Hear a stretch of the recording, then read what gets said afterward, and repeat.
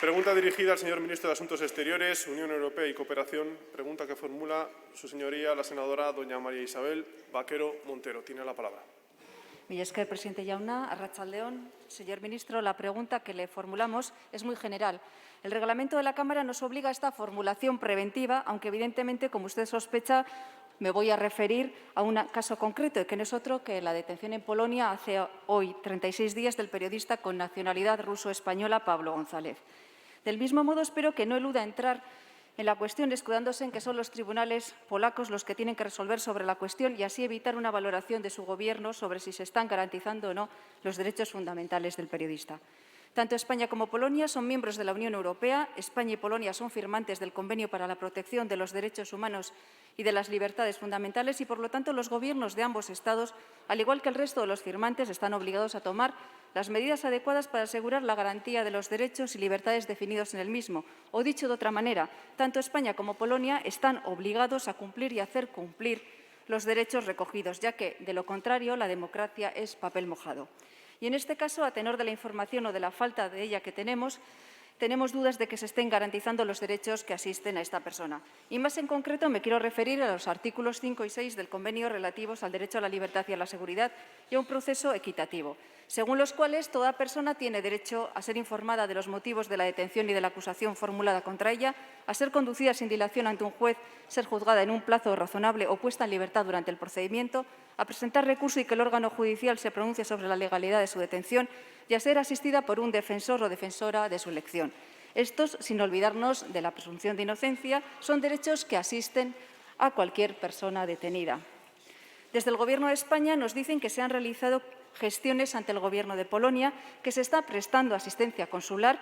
Sin embargo, el fiscal mantiene el asunto en secreto. ¿Cómo interpreta usted este hecho? ¿Entiende que hay suficiente garantía procesal y que se dan las condiciones para preparar una defensa a la que cualquier persona tiene derecho?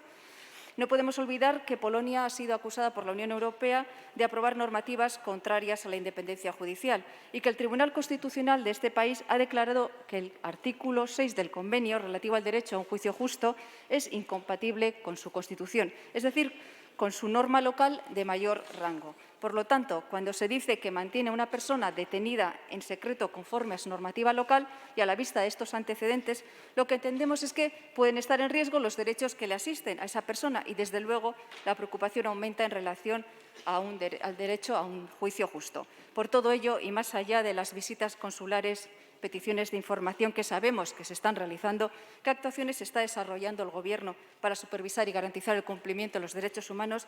Y si cree usted que se está garantizando el derecho a defensa y a un juicio justo para esta persona. Muchas gracias. Señor ministro de Asuntos Exteriores, Unión Europea y Cooperación. Muchas gracias, presidente.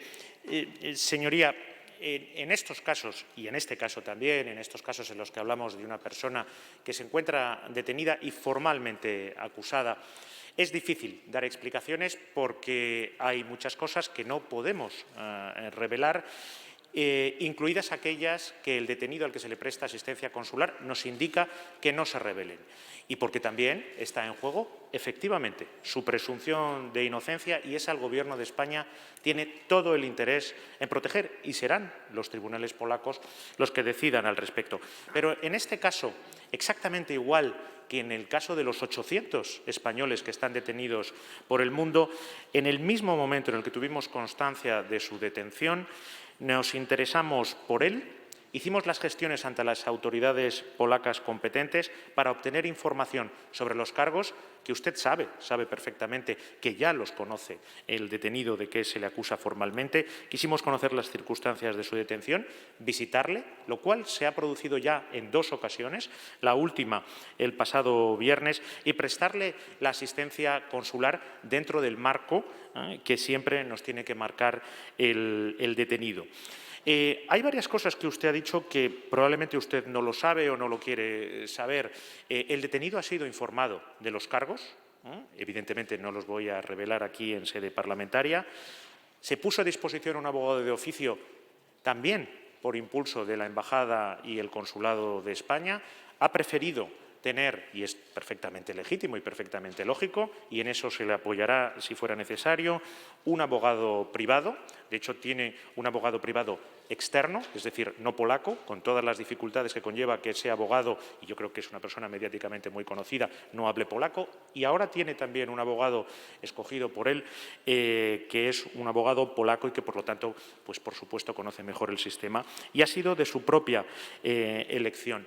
Su presunción de inocencia no está en estos momentos en cuestión, en ningún caso. Una vez que él tiene un abogado que le defiende, para ser más exactos, 2, se le dio la posibilidad de tener un abogado de oficio, lo tuvo durante unos días y después no quiso.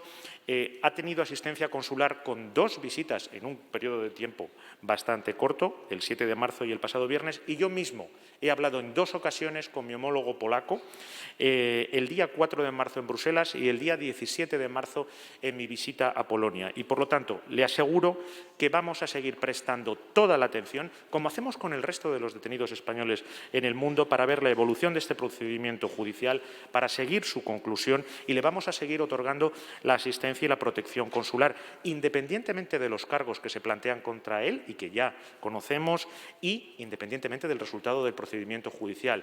Es un español que requiere nuestra protección y la tendrá. Muchas gracias.